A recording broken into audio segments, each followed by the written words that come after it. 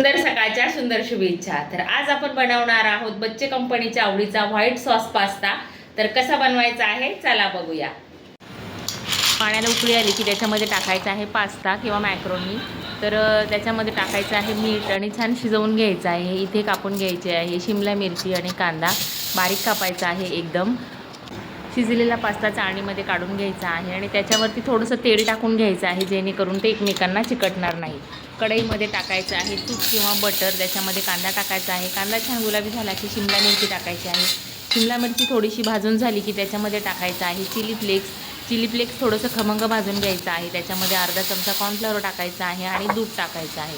दुधाला छान उकळी आली की त्याच्यामध्ये टाकायचं आहे किसलेलं चीज आणि चीज छान मिक्स झालं की त्याच्यामध्ये टाकायचं आहे शिजलेला पास्ता आणि छान असं मिक्स करून घ्यायचं आहे। आणि मिक्स झाल्यानंतर त्याच्यामध्ये टाकायचं आहे चवीप्रमाणे मीठ आणि अर्धा चमचा ओरेगानो आणि छान अशी एक उकळी घ्यायची आहे। बघू शकता अगदी टेस्टी आणि यम्मी असा व्हाईट सॉस पास्ता तयार झालेला आहे। तर नक्कीच करून बघा, खूप छान लागतो। तर काय मग आजची रेसिपी तुम्हाला कशी वाटली कमेंटमध्ये नक्की सांगा आणि व्हिडिओ आवडल्यास चॅनलला लाईक शेअर सबस्क्राईब नक्की करा। भेटू अशाच एक टेस्टी आणि यम्मी रेसिपी बरोबर। धन्यवाद।